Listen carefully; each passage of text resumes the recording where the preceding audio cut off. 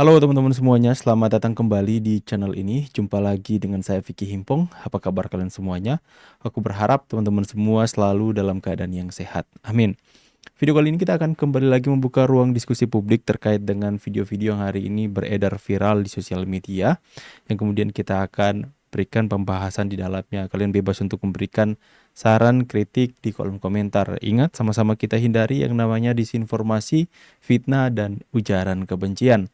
Dan tanpa perlu banyak basa-basi, kita akan segera bahas video yang pertama. Waduh, Ketua BEM UGM menduga Presiden Prabowo mempunyai gangguan mental. Ini alasannya. Memang presiden kita hari ini itu punya gangguan mental. Siapa yang tidak marah ketika di antara 280 juta rakyat Indonesia yang pinter-pinter kayak gini, lah kok presidennya kayak gitu? Sampai saya punya kecurigaan ya. Pinter itu kan soal kognitif. Barangkali memang presiden kita hari ini itu punya gangguan mental. Kita semua mungkin pernah bisik-bisik bahwa presiden kita itu NPD. Tahu singkatannya NPD ya? Narcissistic Prabowo Disorder. Ini varian khusus ini. Aku mau tanya dulu. Dia mengatakan, dia katanya menyesali sesuatu bahwa nyesal dari antara 200 jutaan rakyat Indonesia yang pintar-pintar. Kenapa harus milih Pak Prabowo katanya. Mau tanya dulu, apakah Anda memilih Pak Prabowo waktu kemarin? 100% saya yakin dia tidak memilih Pak Prabowo. Barangkali memang presiden kita hari ini itu punya Dengarkan ya. gangguan mental.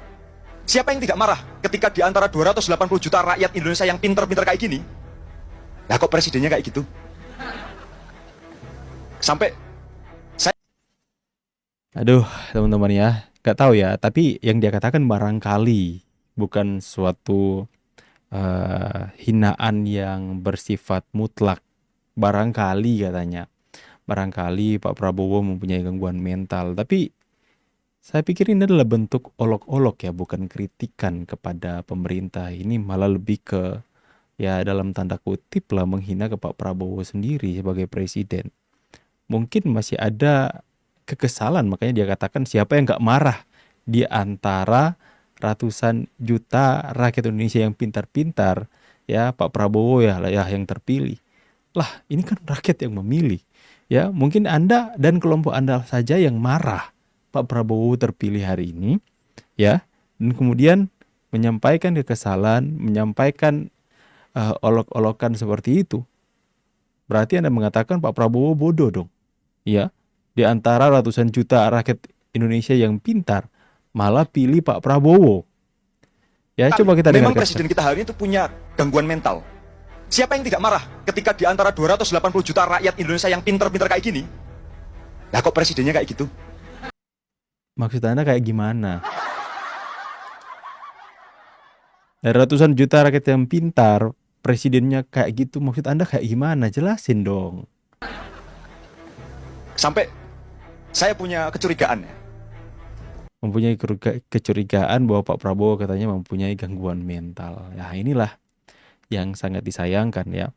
Makanya kenapa rakyat Indonesia itu, sekalipun seperti yang dia katakan, banyak yang pintar-pintar, banyak yang jenius, tapi kenapa masyarakat Indonesia mayoritasnya 54% itu memilih Prabowo Subianto dan Gibran sebagai presiden dan wakil presiden.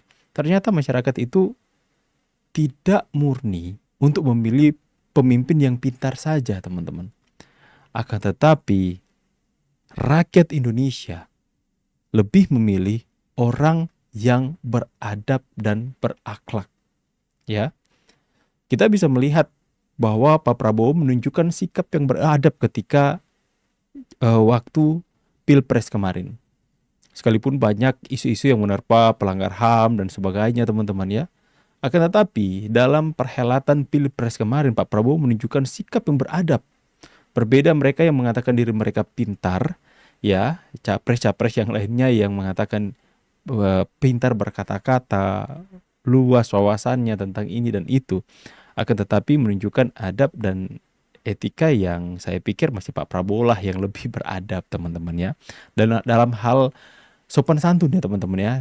Ketika Pak Prabowo diterpa dengan isu-isu HAM, diolok-olok, dihina, direndahkan, bahkan dalam debat itu beliau rendah-rendahkan teman-teman ya. Prabowo dan Gibran lebih memilih gak usah tanggapi, memberikan maaf saja, bahkan mengarahkan para pendukung-pendukung mereka itu untuk nggak usah ladeni orang-orang yang meluarkan hate speech seperti itu. Masyarakat lebih memilih orang yang beradab, ya, karena paling tinggi semuanya adalah adab. Percuma Anda mengaku Anda itu pintar, jenius, tapi ya kelakuan kayak gini, teman-teman ya. Udahlah teman-teman ya. Kalau menurut saya itu nggak perlu ditanggapi. Pak Prabowo pun pastinya nggak mau menanggapi hal-hal yang remeh-temeh seperti ini ya teman-teman ya. Kami sangat sedih Pak. Iya, iya. Kalau memang Mending kita lihat seperti ini, Mas Wapres, peninjauan 2 jembatan putus, Termanu dan Kapsila Ampong, Nusa Tenggara Timur. kami sudah menderita bukan hari ini Pak. Dari semenjak Indonesia merdeka. Semenjak Indonesia merdeka sampai hari ini sejarah membuktikan Pak Wakil baru satu-satunya dari pusat-pusat turun di wilayah Ampong. Selama ini tidak pernah kami alami. Dari hari ini sejarah besar dari Pak Wakil mohon untuk akses antar kecamatan supaya saling menghubungkan sehingga aktivitas masyarakat. Pemuda NTT ini sampai nangis ya. Sepanjang sejarah ada pemimpin yang turun langsung ke Ampong NTT untuk meninjau dan mendengarkan keluh kesah masyarakat. Makanya ketika dia sampaikan keluh kesahnya, itu dia sampai suaranya bergetar teman-teman. Menahan tangis untuk menyampaikan keluh kesahnya langsung ke pimpinan teman-teman. Jangan Pemimpin sulit pusat. lagi. Baik.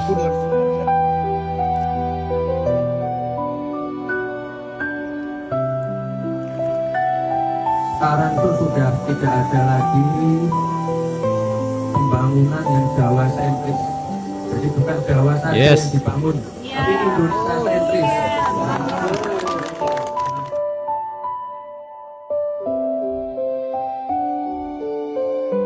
Coba kalian lihat. Kami sebagai masyarakat mengucapkan terima kasih karena ini juga di luar dari agenda Bapak Wakil Presiden, tetapi karena Bapak Wakil Presiden mengingat dan turut merasakan apa yang menjadi kesan kami masyarakat Ampon, sehingga meluangkan waktu untuk ada di Ampon. Hidup Mas Gibran!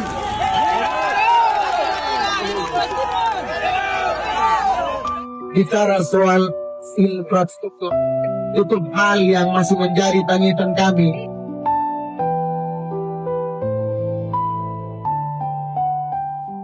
Luar biasa teman-teman ya. Ini dong ya, memang buah tidak jatuh jauh dari pohonnya. Gibran, wakil presiden hari ini ketika dia mendapatkan mandat dari rakyat untuk ada di kursi RI 2 menjadi wakil presiden, itu benar-benar memberikan bantuan yang sangat luar biasa kepada Presiden Prabowo ya teman-teman ya, dalam bagaimana mendengarkan keluh kesah masyarakat secara langsung, belusukan. Ya, saya tuh teringat dengan film-film kerajaan ya, di mana ada seorang raja pemimpin yang suka menyamar menjadi rakyat biasa, turun langsung ke pedesaan-pedesaan untuk bergaul dengan rakyatnya, untuk melihat keadaan yang sebenarnya terjadi di rakyat kecil yang terjadi di bawah. Makanya ini seperti sebuah cerita yang menjadi nyata ketika Pak Jokowi dan kemudian Gibran melakukan hal itu. Mereka datang berkunjung ke desa-desa, ke tempat terpencil di Ampong namanya teman-teman. Yang dimana ini ya, ini luar biasa teman-teman. Mereka mengatakan sepanjang sejarah tidak ada pemimpin yang sampai ke sana. Tapi hari ini kita sudah bisa melihat ada pemimpin yang ketika diberikan kepercayaan oleh masyarakat, tapi mempergunakan kepercayaan itu dengan sebaik-baiknya. Itu dia tidak alergi dengan bagaimana pergi berkunjung ke tempat terpencil untuk melihat bahwa Indonesia sudah menerapkan yang namanya keadilan sosial bagi seluruh rakyat Indonesia. Dan itu membuat pemuda NTT itu menyampaikan keluh kesahnya tadi dengan suara yang bergetar. Karena melihat ada harapan dalam kepemimpinan pemerintahan kita hari ini. Ya, disampaikanlah keluh kesahnya. Kalian bayangkan ya, infrastruktur jembatan yang menghubungkan dari satu kecamatan ke kecamatan itu sudah lama hancur diterpa dengan banjir. Tapi mereka diam. Mereka diam, tidak terlalu berisik demo sana sini. Mereka nanti utarakan, tersampaikan, nanti itu kena media. Ya karena apa? Karena ada pemimpin yang mau datang ke sana. Ya, itu tersampaikan, mereka utarakan dengan menahan tangis. Ini infrastruktur kami. Anak-anak pergi sekolah harus melewati banjir dan sungai karena infrastruktur yang hancur. Saya melihat itu sudah hancur lama, tapi baru kali ini mereka sampaikan. Luar biasa. Teman-teman di NTT tetap semangat karena saya berharap agar supaya ketika Mas Gibran ke sana, itu proyek pembangunan infrastruktur jembatan itu bisa berjalan dengan sangat cepat ya, sangat baik. Kita doakan saja buat teman-teman kita yang ada di sana. Pokoknya semoga keadilan sosial bagi seluruh rakyat Indonesia itu terjadi atas bangsa ini. Saya pamit, see you on the next video guys, and God bless. Bye guys.